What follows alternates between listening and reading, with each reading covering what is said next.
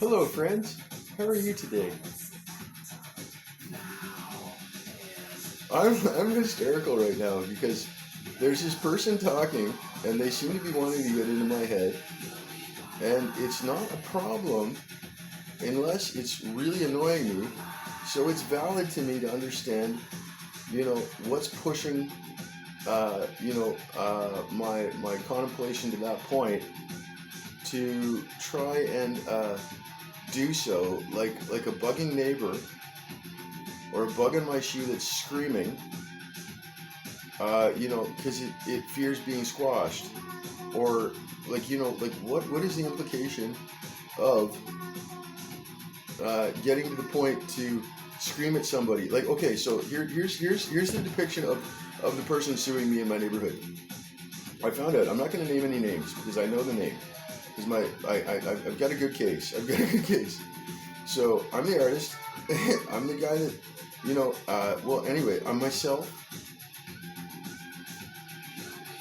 I'm going to be silly as heck because I think it's dirty what people are doing. Okay, so the guy in my neighborhood, he parks in front of my house because it's his parking spot. He worries about his parking spot. He's got an owl on his keychain. He looks at my house with binoculars, and he runs away from me when I go to the mailbox, and he leaves his keys in the mailbox, and it's directly above mine, and I can't get to it. So when I hit the keys, he says that it's assault, but he's the one that ran away and left his keys in the mailbox, and he screams assault when I touch his keys. I got to get my mail. He's suing me because, he stares at my house with binoculars and is screaming at his window. He even changed his blinds and has them so that they're slits so that I can't see him doing it. But I have him monitored too because I look at him doing it, and he's trying to sue me because I'm annoying him. But he's the one sitting there shaking the binoculars and screaming while I listen to music in my house. Why is he suing me? And basically the whole thing is that bylaws are stupid. The downfall of society is a welfare system where everybody has open hands, and they're asking for more when basically it's the insurance policy. And I'm giving you guys a riddle here. It's really dense. An insurance policy where, like, people like me, somebody who is like almost like basically considered like a peacekeeper for this country, and that is because like, well, this is a superhero thing. Kids wave at me because basically they understand the validity of a good soul. All right, the soul is basically the center of you in balance with your movement. Okay, think of that. The spirit is the encompassment of the ghost of who you are, but it's also the electrical element of the queer, the walkie, that talks and is more of you than just the flesh, water, and bone, and whatever composites end up whenever you're cremated and you turn to ash. But you can live on, and what you are is going to become the next element of yourself. I know that. So back to this thing about insurance. Endurance, insurance, and assurance are different things. Those are vowels that change it. Sing a little note. Do your fa la la fa la sa la ti do. Or you a e I o a a. Or you I o a. And sing your practice songs, because this is pretty crazy what we're doing to ourselves here on Earth. When wisdom yells at one another, it's because they're trying to quell the chaos between them. And this whole assurance is basically that they can solve it if they're given the time to explain themselves. The problem right now is the open hand and not understanding the juggling act. The juggling act is a lever system, and justice is pretty messed up right now. I kind of agree with the papers saying that we should actually deplete the police force here in my country. The Swiss did it. They seem to be doing pretty good. I keep on getting arrested for mental health problems because of the guy suing me. and thinking the bad, and then the purpose is really that not doing what's pointless is kind of what the insurance policy is about. The insurance policy is there for accidents, and music is not dangerous. It inspires people. So the leverage really is on who is doing the right thing in life. And I'm laughing. I feel pretty happy, but it's annoying to be yelled at and not hear the guy, but then have him sue me for things that I have no idea what the hell he's doing. But he looks really, really funny behind those curtains. I'm not going to say who he is because that is wrong. And being an empath, which I am, it's a form of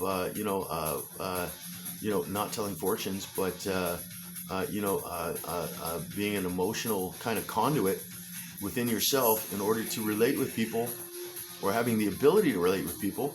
And basically, it's a color changing eye, is what I'll tell you. It's something that I've noticed with the physicality of people. And most people that have it are special. They have an emotional ability to emulate if they're given the chance. If they're not given the chance, they get frustrated. And there's a large number of us on Earth, and this shouldn't be scary because, we're not creating anything wrong. We're just frustrated with being yelled at for trying to contemplate what the yelling is about. So the problem in the insurance or the assurance or the endurance or whatever word you want to put to it is really just to quell the fire of the hell that's going on. Like the crazy is really the expense of the loss of life and the loss of just like the fruit on the tree for people gorging. It's gonna kill us.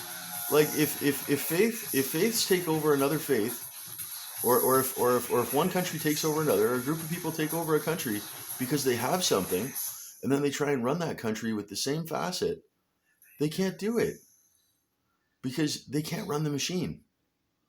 They need the people with the surplus who built it in order to explain.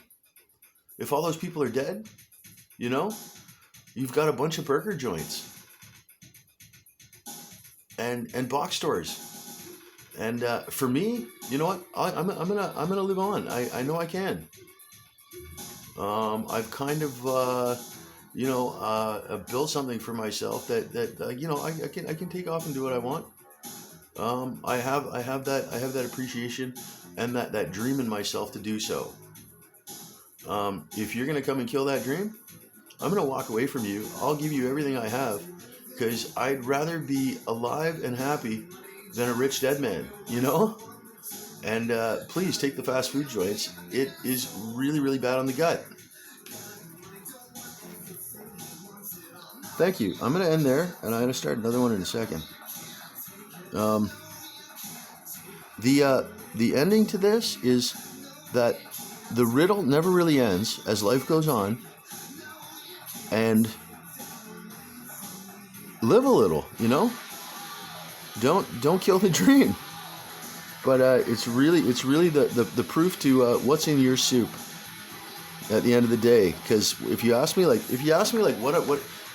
I'm doing and I'm going to lunch, and it's like, how do you do that? What are you doing? How do you do that? What are you doing? Because that's just somebody fishing,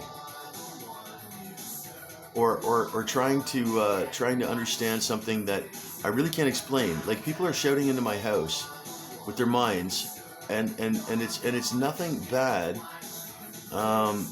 It's basically like, if you can hear a voice, it's somebody that knows speech.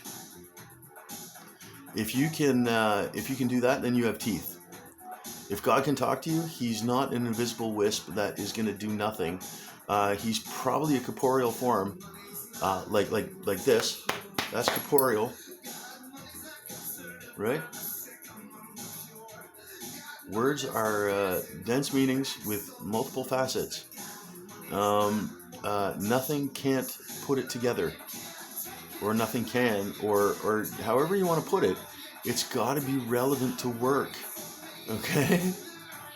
So the crazy is really looking back at the person, like the guy suing me, and going like,